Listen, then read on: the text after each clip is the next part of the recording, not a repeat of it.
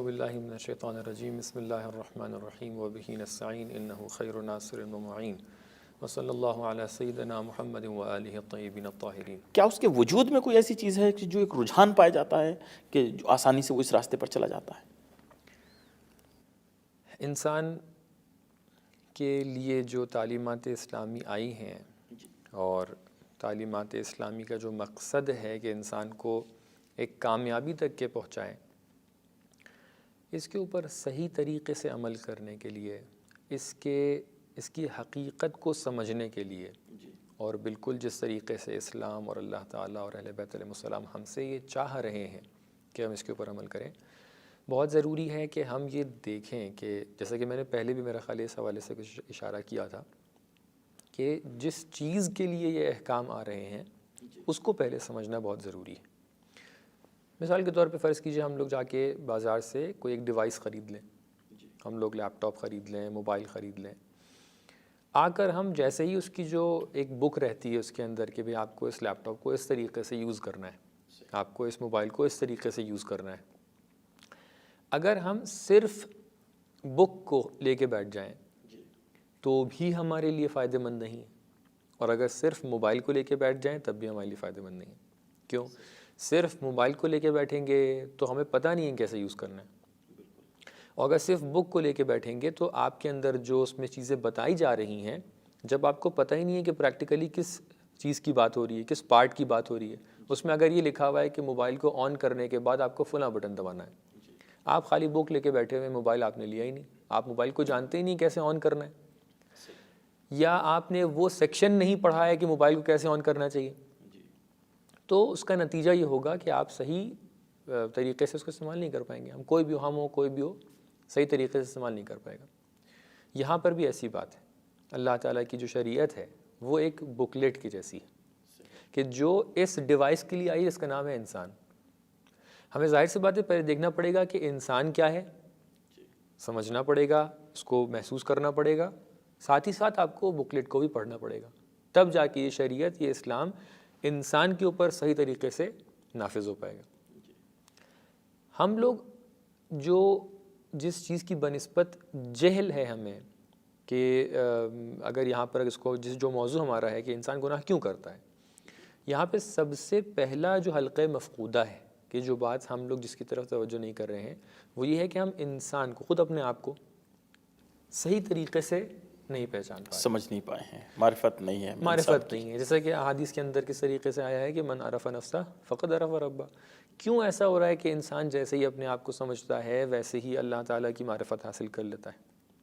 کیونکہ انسان کے اندر پہلی بات تو اتنے زوایا، اتنے اسپیکٹس موجود ہیں کہ اس کے اندر پوری دنیا ہے، اور پھر اس دنیا کے اندر اتنے پیغامات ہیں، اتنی عبرتیں ہیں کہ اگر انسان اپنے آپ کو پوری طریقے سے سمجھ لے گا تو اس کو فوراً معرفت رب، معرفت الہی حاصل ہو جائے گی۔ اب یہاں سے اپنے ٹاپک سے ریلیٹ کرنا چاہیں گے کہ کبھی کبھی ہوتا ہے کہ ہمیں اپنے بارے میں مکمل کیونکہ توجہ نہیں ہوتی ہے یا علم نہیں ہوتا ہے، لہٰذا ہم گناہ کے مرتکب ہو جاتے ہیں۔ تو سب سے پہلا ریزن کہ جس کی وجہ سے انسان گناہ کرتا ہے وہ ہے جہل، یعنی انسان کو کسی چیز کی بنسبت علم نہیں ہوتا ہے، اس لیے وہ گناہ کرتا ہے۔ بچہ کیوں جا کر آگ میں ہاتھ لگا لیتا ہے؟ آگ بچے کو جلا دیتی ہے، لیکن بچہ کیوں آگ کی جانب جاتا ہے؟ کیونکہ اس کو ابھی پتہ نہیں ہوتا ہے، یعنی اس چیز کی حقیقت کا ہمیں علم نہیں ہے۔ حقیقت بظاہر وہ ہمیں بہت اچھی لگتی ہے، کبھی کبھی ایسا ہوتا ہے مثلا بچہ جو آگ کی طرف جا رہا ہے، اس کو روشن نظر آ رہی ہے، نور ہے، اٹریکٹیو ہے اس کے لیے، جی بالکل، تو لہٰذا بچہ اس کی طرف جاتا ہے، لیکن کب تک کے جاتا ہے؟ اگر بچہ ذرا سا بڑا ہو جائے گا تو پھر وہ نہیں جائے گا، جب اسے شعور پیدا ہو جائے گا، ہلکا سا شعور ہونا چاہیے۔ جب تک کہ شعور نہیں ہوا ہے، اس کو ابھی چھوٹا بچہ ہے، 2 سال کا ہے فار ایگزامپل، 3 سال کا ہے، تو اگر یہ ابھی تک کہ آگ کی سمت نہیں گیا تھا تو اس کے پاس علم نہیں، کیونکہ علم کے بہرحال مختلف ذرائع ہیں، ضروری نہیں ہے کہ ہم لوگ کتاب سے بیٹھ کر ہی علم حاصل کریں۔ بہت سے وقت ہماری آنکھیں ہمارے باعث علم بنتی ہیں، کبھی محسوس کرنا کسی کو باعث علم بن جاتا ہے۔ ہم اپنی آنکھیں بند کر لیں اور ایک دم سے یہاں کے اوپر فرض کیجیے اپنے آس پاس میں دیکھیں کہ یہاں پر ایک کرسی رکھی ہوئی ہے، بالکل، تو یہ ہمارا محسوس کرنا ہمارے لیے باعث علم ہے، ٹچ کرنے سے ہمیں علم حاصل ہو رہا ہے، ہمیں ٹچ کرنے سے محسوس ہو رہا ہے کہ یہاں پر ایک کرسی رکھی ہوئی ہے۔ تو لہٰذا بچہ بھی اسی طریقے سے وہ علم کیسے کسب کر رہا ہے کہ جب وہ جا کر ایک گرم چیز کو چھو لے گا تو اس کو فوراً، ایک ہیٹر ہے، ایک فوراً جیسے چھوئے گا، اس کو اس ٹچ کرنے کی وجہ سے علم اس کے اندر آ گیا کہ یہ چیز کیا ہے، گرم ہے، ہاتھ کو جلا دیتی ہے، پھر وہ اس کی طرف نہیں جائے گا۔ ایک بار اگر ڈر گیا ایک بار اس کو سمجھ میں آ کے نہیں جائے گا. انسان بھی تقریباً اس کی کیفیت ایسی ہے. اگر اس کے اندر جہل باقی رہے, اگر اس کو نہیں پتہ ہے کہ اس کے 2 مرحلے ہو سکتے ہیں, کہ ایک مرحلہ یہ ہے کہ ہمیں پتہ ہی نہیں ہے کہ فرض کیجئے غیبت کرنا حرام ہے. ایک مرحلہ ہمیں پتہ ہی نہیں ہے کہ مثال کے طور پہ فرض کیجئے جھوٹ بولنا حرام ہے. ہمیں پتہ ہی نہیں ہے کہ مثال کے طور پہ فرض کیجئے حرام کھانا, حرام نجس کھانا جو ہے ہمارے لیے حرام ہے. ہمیں پتہ نہیں ہے کہ شراب حرام ہے, پتہ نہیں ہے کہ پورک حرام ہے, ہمیں پتہ نہیں ہے کہ یہ چیز حرام ہے, یہ چیز حلال ہے. یہ جہالت کی وجہ سے یہ انسان تو اس کی ایک طرف چلا ایسی جاتا ہے. جہالت ہے کہ جس کے اندر حتیٰ اگر انسان کی غلطی نہیں ہے اپنی, اگر انسان نے اپنی پوری کوشش کی ہے کسی علم کو حاصل کرنے کے لیے, میں فقہی لحاظ سے عرض کرنا چاہ رہا ہوں کہ اگر انسان نے اپنی پوری کوشش کی ہے کہ ایک سلسلے سے ایک موضوع کے اوپر وہ جا کر علم کسب کر لے اور پھر بھی اس کا علم حاصل نہیں ہوا ہے, تو حتیٰ کل کو اللہ تعالیٰ اس کو معاف کر دے گا. یہ ان اشخاص میں سے, ان لوگوں میں سے شمار کیا جائے گا جن کو مستضعف کا عنوان دیا جاتا ہے. لیکن اگر انسان نے کسی چیز کو علم حاصل کرنے کے لیے اس کے زحمت ہی نہیں کی ہے, اصلاً اس کو پتہ تھا کہ ہمیں نماز پڑھنے سے پہلے نماز کی جتنی مبطلات ہیں ان کو جاننا چاہیے تھا, کم سے کم جو نجاسات ہیں, کم سے کم جو نجاسات ہیں, جو نماز کی ایٹ لیسٹ شرائط ہیں, وہ جاننا چاہیے تھا. لیکن پھر بھی ہم نے کہا ہم کیا کریں گے جان کے, ہم نے توجہ نہیں کی. تو یہاں پر کیا ہے, اس کو قصوروار ٹھہرایا جائے گا. یعنی یہاں پہ یہ نہیں کہا جائے گا کہ آپ مستضعف تھے, آپ کی غلطی نہیں ہے, نہیں. اگر غلطی ہو گئی ہے تو, ہاں اگر غلطی ہو گئی ہے تو صحیح, تو یہاں پر آپ سے یہ کہا جائے گا کہ یہ جو غلطی آپ سے ہوئی ہے یہ معاف نہیں کی جائے گی. معاف نہیں کی جائے گی, کیونکہ آپ سیکھ سکتے تھے, آپ نے غلطی پھر بھی اس کو رفع کرنے کی کوشش نہیں کی. تو سب سے پہلا قدم یہ ہے کہ ممکن انسان کو کسی حکم کا علم نہیں جی, کہ یہ اس بارے میں اللہ تعالیٰ کا حکم کیا ہے, شریعت مقدسہ اسلامی کا حکم کیا ہے. تو اس سے انسان کیا ہوتا ہے, گناہ میں مرتکب ہو جاتا ہے, کہ جس کی اپنے آپ میں ایک معافی بھی موجود ہے. صحیح. دوسرا مرحلہ یہ ہے کہ انسان کو عاقبت کا علم نہیں ہے, یعنی اس کا انجام کیا ہو سکتا ہے, انجام کیا ہو سکتا ہے. اب یہ پتہ ہے کہ ابھی ہم کسی کی غیبت کریں گے جی, تو یہ حرام ہے, لیکن یہ نہیں پتہ ہے کہ اگر ہم غیبت کریں گے تو ہم فی الواقع کیا کر رہے ہیں. اور یہ شاید سبب اس کا جو بنتا ہے وہ یہ بھی ہے کہ ہمیں آخرت پہ یقین نہیں ہے, یا جو تعلیمات ہیں ان کے اوپر ہمیں پورے طریقے سے یقین نہیں ہے. ورنہ تو کہا گیا ہے کہ تم ایسا کرو گے تو اس کا انجام یہ ہوگا, لیکن جو ہمارے ایمان میں کمی ہے اس لیے ہم پھر بھی چلو دیکھا جائے گا جو ہوگا. بالکل. تو لہٰذا یا تو ہمیں اس دنیا کی بنسبت بھی حتیٰ اس کی حقیقت کے بارے میں علم نہیں ہے, کہ اگر ہم ابھی مثال کے طور پہ جب قرآن آ کر تشبیہ کر رہا ہے کہ جس نے غیبت کی ہے اس نے اپنے بھائی کے گوشت کو کھایا ہے, جی, تو یہ قرآن اس کی حقیقت کی طرف اشارہ کرنا چاہ رہے ہیں. جس طریقے سے انسان, میں ایک ایک لیولز کو لے کے چلتا ہوں.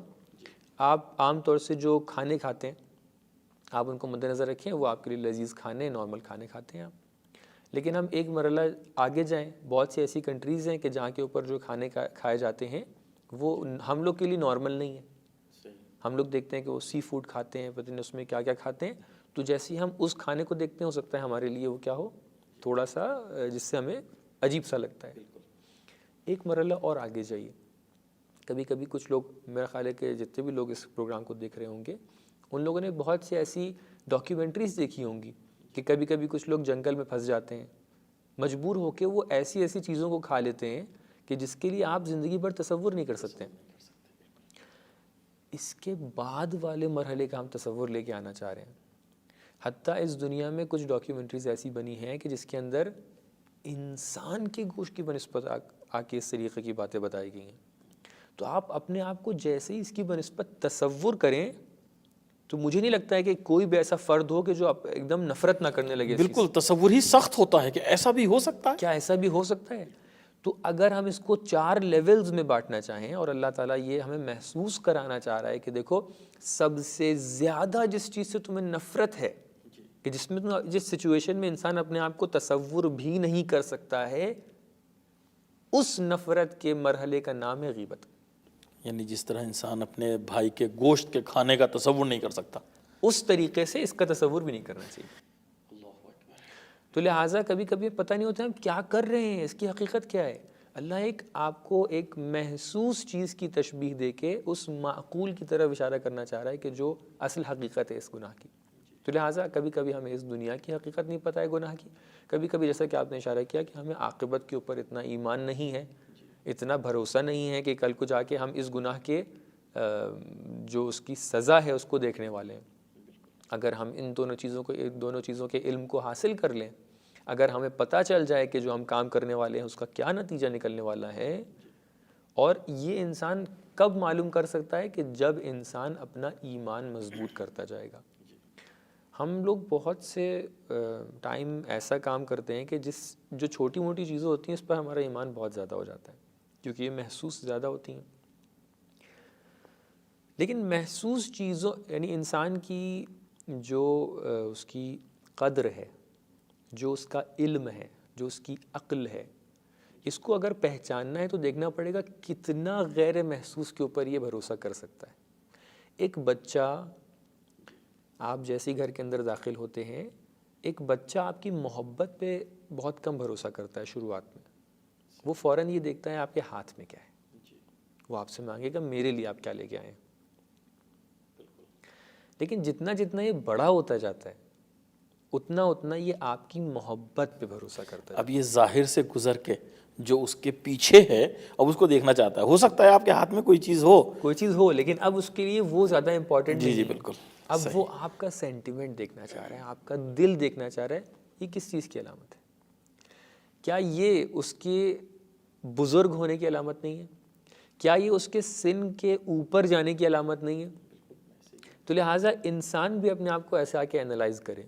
ہم اگر بالکل محسوسات پہ محدود رہ جائیں تو ہم بالکل اس بچے کے مانند ہیں کہ جو کہہ رہا ہے کہ ہاتھ میں کیا ہے بس ہمیں یہ دکھاؤ۔ لیکن اگر آپ اپنی عقل کو بڑھائیں، ہم آگے اپنے آپ کو لے کے آئیں، تو دھیرے دھیرے ہمیں غیب کے اوپر بھی بھروسہ ہوگا۔ دھیرے دھیرے ہمیں یہ بھروسہ ہوگا کہ میں نے کہیں پر اس بات کو پڑھا تھا کہ جو چیپٹر میں نے نہیں پڑھا ہے مجھے اس کے اوپر بھی بھروسہ ہے۔ کیوں؟ کیونکہ مجھے اس کے آتھر کے اوپر بھروسہ ہے، کیونکہ مجھے پتہ ہے جس نے کتاب لکھی ہے اس نے بہت خوبصورت کتاب لکھی ہے۔ یہ زندگی ایک کتاب ہے، کیونکہ مجھے پتہ ہے کہ جو فصل، جو چیپٹر میں ابھی پڑھ رہا ہوں، جہاں تک کہ ہمارا علم اس کائنات کی بنسبت پہنچا ہے، ہم نے جو دیکھا ہے اس کے اندر ایک خاص ظرافت دیکھی ہے، جو دیکھا ہے اس کے پیچھے فلسفہ دیکھا ہے، جو دیکھا ہے اس کے اوپر انسان کی اچھائی و بھلائی دیکھی ہے۔ تو لہٰذا ابھی فی الحال ہم اس چیپٹر تک کے پہنچے ہیں۔ آپ یہ بتائیے آخرت کیسی ہوگی، آخرت کے بارے میں کیا ہوگا، اس چیپٹر تک ہم نہیں پہنچے ہیں، کیسے بھروسہ کریں؟ لیکن اس کو دیکھ کے ہم اس کے اوپر، لکھنے والا تو ایک ہے، لہٰذا ہم بھروسہ کر سکتے ہیں۔ تو لہٰذا ہمیں اس بات پہ غور کرنے کی ضرورت ہے کہ ہم لوگ بہت سے ٹائم کے اوپر اگر یہ جاننا چاہتے ہیں کہ ہم اپنے گناہوں سے کیسے بچیں، ہم کس طریقے سے اپنے آپ کو گناہ سے دور رکھیں، تو بہت ضروری ہے کہ گناہ کی بنسبت پڑھیں۔ معصومین علیہ السلام، پیغمبر اکرم صلی اللہ علیہ وآلہ وسلم، خود قرآن کریم کتنے گناہوں کی بنسبت ایک محسوس طور پہ انہوں نے مثالیں دے کر ہم لوگ کو سمجھایا ہے کہ دیکھو یہ گناہ نہ کرو، یہ اس طریقے سے ہے۔ محسوس طور پہ بتایا جا رہا ہے کہ دیکھو جب تم اچھائی کرتے ہو تو ایک پیڑ جنت میں تمہارے لیے لگا دیا جاتا ہے، لیکن جیسے ہی تم کوئی برائی کرتے ہو یہ پیڑ چلا جاتا ہے۔ رسول خدا صلی اللہ علیہ وآلہ وسلم تشریف لاتے ہیں اور وہاں پہ سلمان فارسی پہلے سے بیٹھے ہوتے ہیں۔ رسول گرامی اسلام آتے ہیں اور وہاں پر ایک پیڑ ہوتا ہے، اس پیڑ کو پوری طریقے سے ہلا دیتے ہیں اور اس کے سارے پتے گر جاتے ہیں۔ جب سارے پتے گر جاتے ہیں تو آپ صلی اللہ علیہ وسلم پوچھتے ہیں کہ اے سلمان، تم نے پوچھا نہیں کہ میں نے یہ کام کیوں کیا؟ جناب سلمان فارسی کہتے ہیں کہ میں بس پوچھنے ہی والا تھا، اور آپ بتائیے کہ آپ نے یہ کام کیوں کیا؟ آپ ارشاد فرماتے ہیں کہ میں نے یہ کام اس لیے کیا کیونکہ میں تمہیں ایک مثال پیش کرنا چاہ رہا تھا کہ انسان جب وضو کرتا ہے، ایک مفصل حدیث ہے کہ انسان اذا توضأ، جب وہ وضو کرتا ہے اور وضو کے اندر وہ مکمل طور پہ وضو کرتا ہے، پھر پوری اچھی نیت سے آ کر اللہ پہ بھروسہ اور اللہ کی طرف توجہ کرتے ہوئے نماز پڑھتا ہے، تو جب وہ اپنی نماز ختم کرتا ہے تو اس کے گناہ بالکل ایسے ہی جھڑ جاتے ہیں جس طریقے سے اس پیڑ کے پتے جھڑ گئے۔ تو لہٰذا معصومین نے آ کر بتایا ہے کہ دیکھو اچھا کام کرو گے تو کیا ہو رہا ہے، برا کام کرو گے تو کیا ہو رہا ہے۔ تو ہم آ کر دیکھیں کہ ہم لوگ اپنے علم کو اس طریقے سے آگے بڑھا سکتے ہیں۔ سب سے پہلے مرحلے میں اپنے ناظرین سے گزارش اس بات کی کروں گا کہ جہل کی بنسبت جتنے بھی گناہ ہیں ان کے جہل کی بنسبت سب سے پہلا قدم آپ کا یہی ہونا چاہیے کہ ان سے دوری اختیار کرنے کے لیے آپ قدم بڑھائیے. اور الحمدللہ کتنی کتابیں اویلیبل ہیں، اردو میں ہیں، انگلش میں ہیں، دوسری بالکل زبانوں آج میں تو ہیں. کوئی عذر نہیں ہے ہمارے پاس، کوئی عذر ہم نہیں کہیں ہے. ہر زبان میں موجود ہے، ہر طرح کا مواد آپ کے پاس جو ہے آپ موجود ہے. ایک مرتبہ سرچ کریں گناہان کبیرہ، آپ ایک مرتبہ گریٹر سنس کر کے سرچ کریں، آپ کے لیے کتنی کتابیں الحمدللہ آ جائیں گی. علماء نے کتابیں لکھی ہیں، کتنے لوگوں نے زحمتیں کر کے ٹرانسلیٹ کیا ہے اس کو، کتنوں نے خود تصنیف کی ہے. آپ آ کر مختصر طور پہ ایک مرتبہ جان لیجئے کہ بھئی یہ گناہان کبیرہ ہیں، یہ گناہان صغیرہ ہیں، اور ان کی حقیقت یہ ہے. اور ہمارے یہاں جو بڑی مشہور کتاب ہے وہ علامہ دستغیب شیرازی کی گناہان کبیرہ کے نام سے، بڑا عظیم خزانہ ہے وہ. بہت بڑا خزانہ ہے، بہت بڑا خزانہ. انسان اگر اس کا مطالعہ کرے تو کہیں جانے کی ضرورت نہیں ہے، اور وہ بھی آج نیٹ پہ موجود ہے، پی ڈی ایف وغیرہ اس کی جو اس ہے کا موجود انگلش ٹرانسلیشن پورا الحمدللہ موجود ہے، اور بہت ہی رائج طریقے سے. بہرحال کتنے ذرائع ہیں جس سے سب لوگ حاصل کر سکتے ہیں، پبلیکیشنز ہیں ہر کنٹری میں، اور خاص طور سے ان دنوں میں جو ماہ مبارک رمضان کے ایام ہیں، ان میں روزانہ کم سے کم کسی ایک چیپٹر کا مطالعہ کرے انسان، متوجہ ہو. اگر خدا نخواستہ ہم اس چیز میں مبتلا ہیں تو پھر دیکھے کہ کیا نقصانات ہیں اس کے، انسان متوجہ ہوگا تاکہ ان کو چھوڑ سکے. قبلہ میں نے جو آپ کی خدمت میں سوال عرض کیا تھا وہ یہ تھا کہ ایسا انسان کے وجود میں کیا ہے کہ جو گناہ کی طرف وہ جلدی کھنچ جاتا ہے، لیکن جو نیک اعمال ہیں ان کی طرف جو ہے وہ یعنی اس تیزی سے نہیں کھنچتا. بالکل. اب ہم لوگ چلتے ہیں جیسا کہ آپ نے سوال کیا اس سوال کے دوسرے جواب کی طرف کہ انسان کے وجود میں ایسا کیا ہے. اگر انسان کے وجود کو آ کر ہم اینالائز کریں، آ کر ہم انسان کے وجود کو اس کا تجزیہ کریں، تو ہمیں محسوس یہ ہوگا کہ انسان کے وجود میں، اس کی روح میں، اس کے نفس میں اللہ تعالیٰ نے کچھ قدرتیں رکھی ہیں. کئی مرتبہ اس بات کو تکرار کیا جا چکا ہے کہ اللہ تعالیٰ نے جتنی بھی چیزوں کو بنایا ہے اس کو اچھے اور خیر بنا کر انسان کے لیے یا اس پوری کائنات میں پیش کیا. لیکن کبھی کبھی بہت سی چیزوں کا مس یوز ہو جاتا ہے. چھری کو بنایا گیا ہے اس لیے تاکہ انسان مثال کے طور پہ پھل کاٹ لے، سبزیاں کاٹ لے، لیکن اس سے کبھی کبھی انسان مس یوز بھی کر لیتا ہے. اسی طریقے سے انسان کے وجود کے اندر جو اللہ تعالیٰ نے قدرتیں، قوتیں رکھی ہیں وہ بہت عظیم مقاصد کے لیے رکھی ہیں، لیکن کبھی کبھی انسان اس سے غلط استعمال کر لیتا ہے. میں ایک کلی عنوان جو دینا چاہوں گا اس جواب کو وہ ہے غفلت.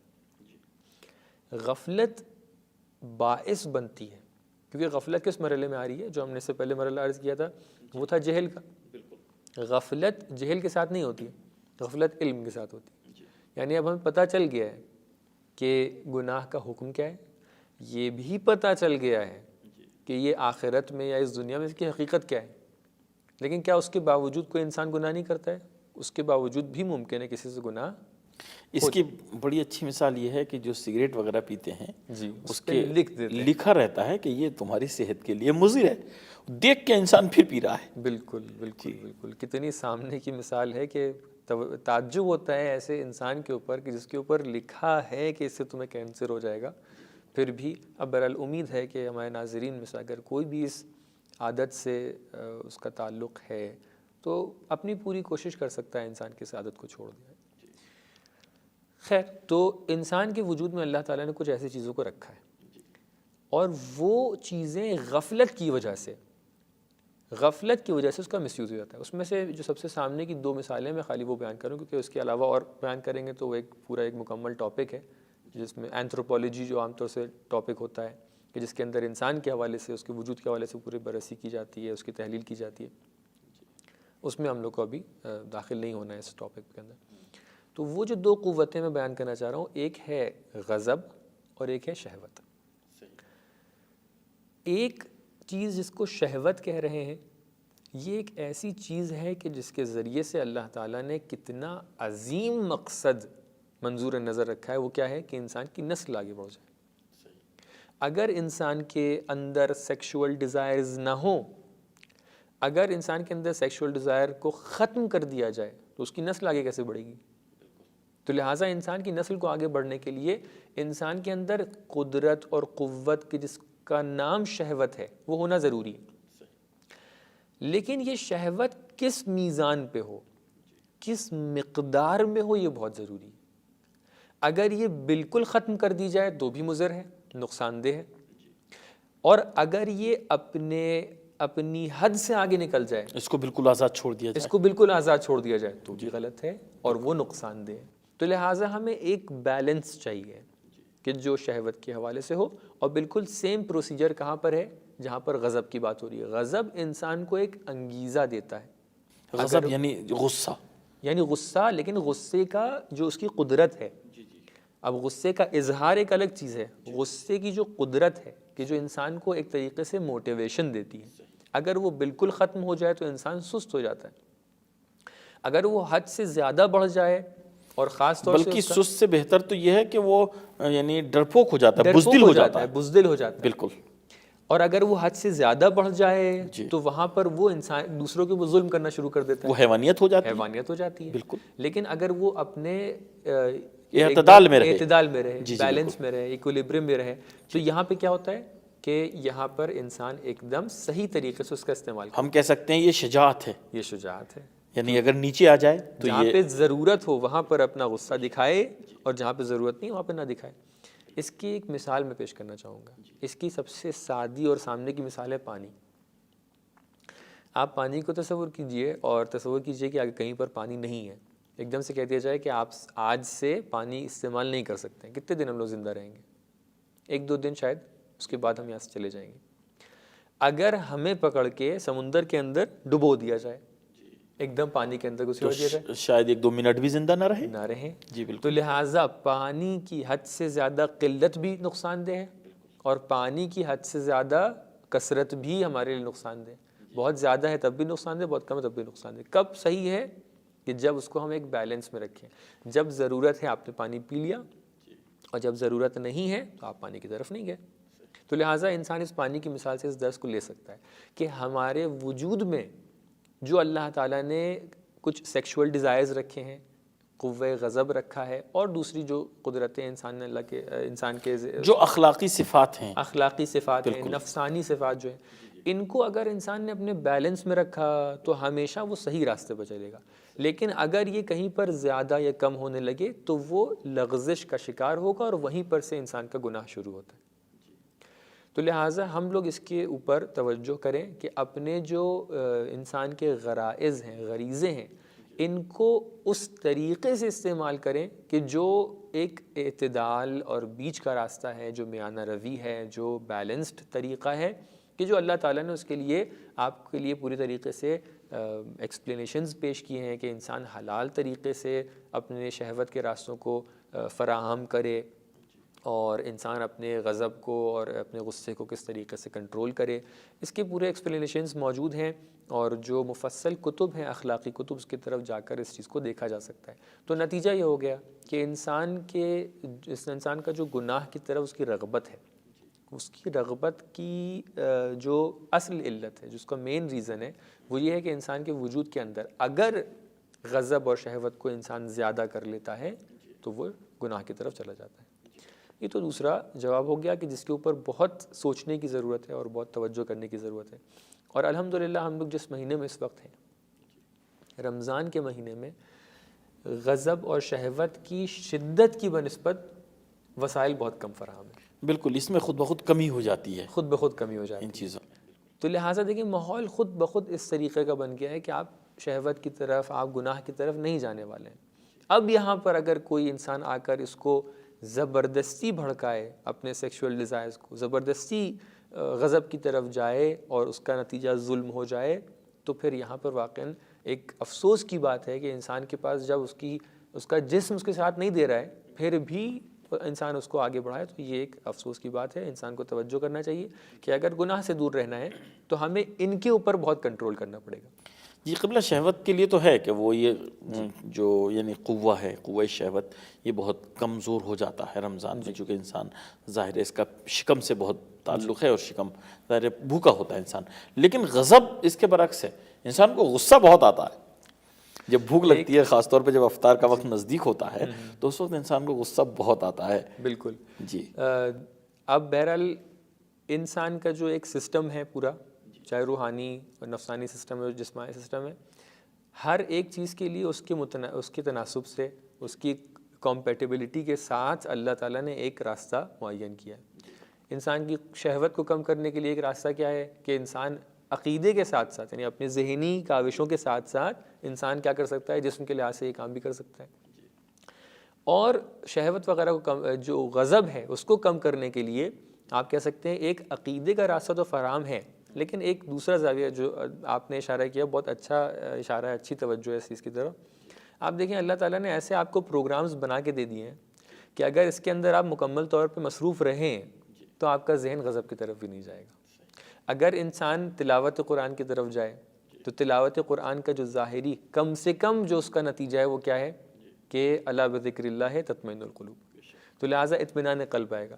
تو اگر اس چیز کو ہم لوگ دیکھیں سچ میں بھی ایسا ہی ہوتا ہے کہ اگر کوئی انسان تلاوت میں مصروف ہے تو پھر اس کا غصہ بھی۔ ایک چیز میں عرض کروں، معاف کیجیے گا، ایک بہت اچھی چیز یہ بھی ہے کہ اس قوہ غضب کے ابھرنے میں بھی خداوند متعال نے ہمیں ایک موقع دیا ہے کہ ہم بہت بڑا یہاں پہ ایک اجر حاصل کر سکتے ہیں روزے کے عالم میں۔ روزے کیا وہ یہ کہ ہم اس غصے کو، قزم غیظ جس کو کہتے ہیں نا، غصے کو کنٹرول کریں گے، اپنے نفس کے اوپر غلبہ حاصل کریں گے، تو ظاہر ہے جو کچھ مراتب ہیں، فضائل ہیں، وہ کچھ زحمتوں کے بعد ہی ملتے ہیں۔ اگر انسان وہ مراتب چاہتا ہے تو غصے کو کنٹرول کرے، ورنہ دوسروں کے اوپر غصے کا اظہار کر کے ان کو ضائع کر سکتا ہے۔ بالکل جی بالکل۔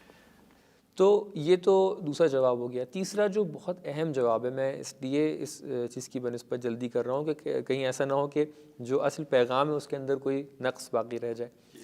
تیسرا پیغام جو ہے وہ یہ ہے کہ انسان جو گناہ کی طرف چلا جاتا ہے یا حق سے انسان روگردانی کر لیتا ہے، حق سے اپنی چشم پوشی کر لیتا ہے، اس کی طرف نہیں دیکھتا ہے، اس کا ایک بہت بڑا ریزن یہ ہے کہ انسان کے پیٹ میں لقمہ حلال موجود ہو، لقمہ حرام موجود ہو۔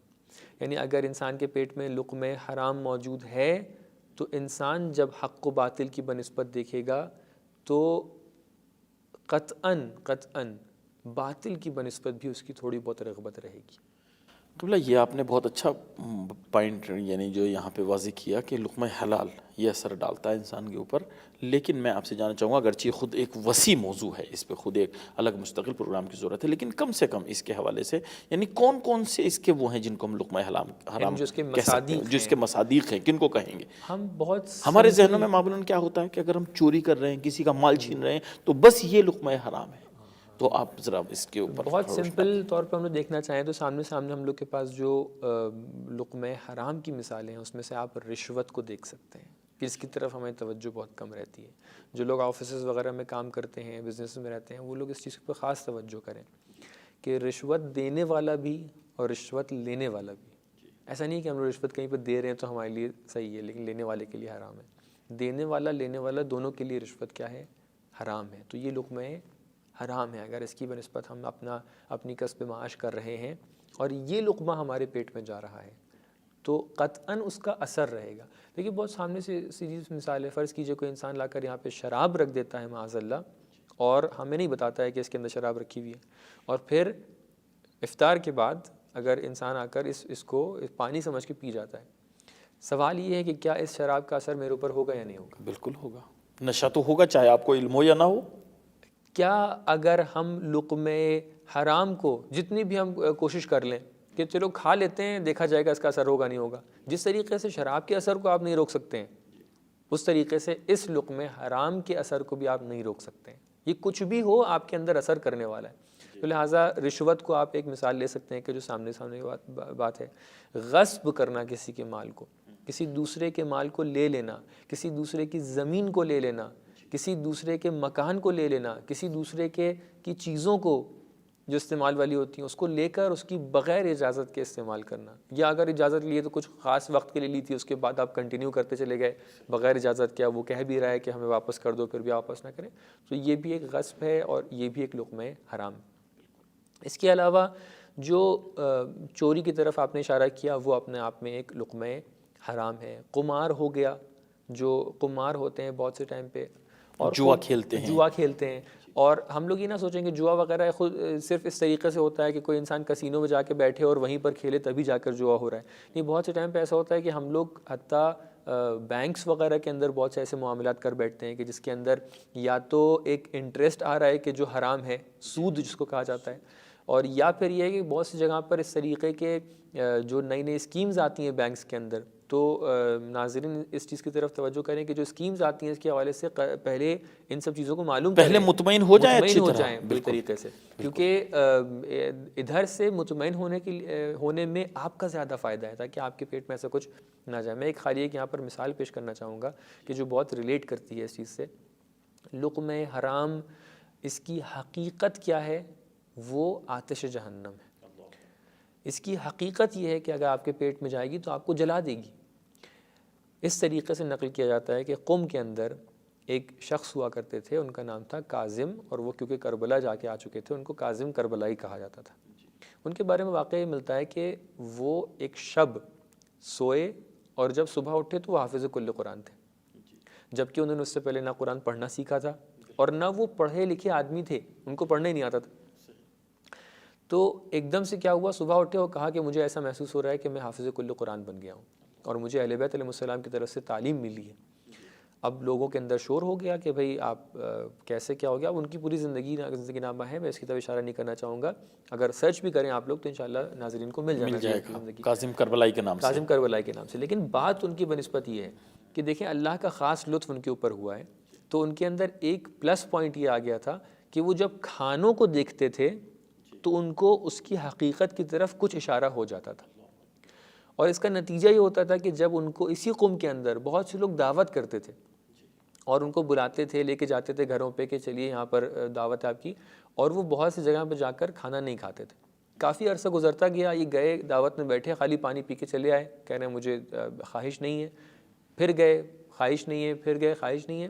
تو ان سے پوچھا گیا بھئی کیا ریزن ہے، کیوں آپ ایسا کر رہے ہیں؟ تو انہوں نے بتایا کہ میں ان کھانوں کو کیسے کھا لوں کہ جب میری نگاہوں کے سامنے یہ جلتے ہوئے کھانے نظر آ رہے ہیں۔ اور یہ ایک چھوٹا سا ریفلیکشن ہے اس چیز کا کہ جو ہم احادیث کے اندر دیکھتے ہیں کہ اہل بیت علیہ السلام بھی، ان کے سامنے بھی ان چیزوں کو آپ اگر دیکھیں تو محسوس طور پہ سمجھ میں آتا تھا کہ امام اور اہل بیت علیہ السلام کہاں پر جا رہے ہیں، کہاں پر نہیں جا رہے ہیں، اور کس چیز کی بنسبت حساس ہیں۔ آپ دیکھیے امام حسین علیہ السلام نے کربلا کے میدان میں ایک ریزن جو بیان کیا ہے کہ تم لوگ کی ذہنوں میں میری بات کیوں نہیں بیٹھ رہی ہے، وہ ایک ریزن یہی ہے کہ کیونکہ تمہارے پیٹ کے اندر مال حرام موجود ہے، لہٰذا تم میری بات کو نہیں سمجھ پا رہے ہو۔ دیکھیں کتنی حد تک کہ اگر ایک امام معصوم بھی سامنے کھڑا ہو کر بیان کرے حق و باطل کیا ہے، تب بھی ہمیں سمجھ میں نہیں آئے گا اگر ہمارے پیٹ کے اندر لقمہ حرام چلا گیا تو لہٰذا ہمیں بہت حساس رہنے کی ضرورت ہے۔ امام باقر علیہ السلام اپنے گھر کے باہر بیٹھ کر ایک درخت وغیرہ کی آبیاری کر رہے تھے اور وہاں پر کھیتی وغیرہ کے حوالے سے محنت کر رہے تھے۔ تو میں اس چیز کو بیان کرنا چاہ رہا ہوں کہ ہمارے ناظرین لقمہ حلال اور کسب معاش حلال کی اہمیت کو سمجھیں، اور ایسا نہ سوچیں کہ بھئی کسب معاش اس کو حاصل کرنا ایک غلط چیز ہے۔ امام باقر علیہ السلام تشریف فرما ہیں اور وہ محنت کر رہے ہیں، ان کے پسینہ جاری ہے، تو ایک شخص آتا ہے کہتا ہے کہ آپ یہ کیا کر رہے ہیں، دنیا طلب کر رہے ہیں؟ اور اگر آپ نے یہ نہیں سوچا ہے کہ معاذ اللہ اگر اس حالت میں آپ کی طرف موت آ جاتی ہے تو پھر آپ کیا خدا کو کیا منہ دکھائیں گے، خدا کو کیا منہ دکھائیں دنیا گے کے حصول میں لگے ہوئے تھے، کسب دنیا میں آپ اس دنیا سے چلے گئے۔ تو امام کیا جواب دیتے ہیں؟ کہتے ہیں کہ واللہ اگر اس حالت میں مجھے موت آ جاتی ہے تو میں اطاعت الہی میں اس دنیا سے جاؤں گا۔ تو کسب حلال کو ہم ایسے مذاق نہ سمجھیں، کسب حلال کسب دنیا نہیں ہے۔ اگر ہم حلال کاموں کے لیے، جائز کاموں کے لیے دنیا کی طرف جا کر محنت کرتے ہیں تو یہ ہمارے لیے کسب حلال ہے۔ لقمہ حرام سے بچیں اور کسب حلال کی طرف جائیں۔ قبلہ مجھے بھی ایک مثال یاد آ گئی، آپ جسارت ہے آپ کے سامنے، نبی اکرم صلی اللہ علیہ وسلم ایک جگہ سے گزر رہے ہیں، اصحاب ان کے ساتھ ہیں، تو ایک مرتبہ کچھ مزدوری کرنے والے افراد اپنے کھیتوں میں کچھ کام کر رہے تھے، ان کے کپڑے بھی مٹی لگی ہوئی تھی، ہاتھ بھی اسی طرح سے آلودہ تھے مٹی میں، تو وہ آگے بڑھنا چاہتے ہیں رسول کی محبت میں، شاید پہلی دفعہ دیکھا ہو یا یہ موقع، وہ رحمت اللہ عالمین کی طرف بڑھے تو اصحاب نے روکا، جیسے ہوتا ہے نا کہ تمہارے کپڑے خراب ہیں، تمہارے ہاتھ خراب ہیں، آپ کے سٹینڈرڈ میں نہیں، ہاں بالکل، لیکن جب وہ خیر رکے تو پھر یہ ہے روایت کہ رسول ان کی طرف آگے بڑھے، ان کے ہاتھوں کو اپنے ہاتھ میں لیا اور بوسہ دیا، کہا کہ ان کو مت دیکھو، یہ وہ ہیں کہ جو یعنی جائز اور حلال طریقے سے اپنے بچوں کے لیے روزی کما رہے ہیں، تو یہ در واقع جہاد کر رہے ہیں، یعنی اتنا زیادہ، یعنی یہ وہ ہیں کہ جن کو خداوند متعال پسند کرتا ہے ان ہاتھوں کو. بہت، یعنی کیونکہ وقت ایک دم یہ خود موضوع ایک ایسا ہے جس پہ جو ہے بہت تفصیلی موضوع ہے. روایت میں اس طریقے سے ہے کہ اگر عبادت کے 70 جز ہوں تو بہترین جز کیا ہے؟ کسب معاش حلال. معاش حلال. بالکل. بہت شکریہ قبلہ، آپ سے اجازت چاہتے ہیں. جزاکم اللہ. بہت اہم مطالب تھے، خدا آپ کو اجر عظیم عطا فرمائے. بہت شکریہ. خدا حافظ.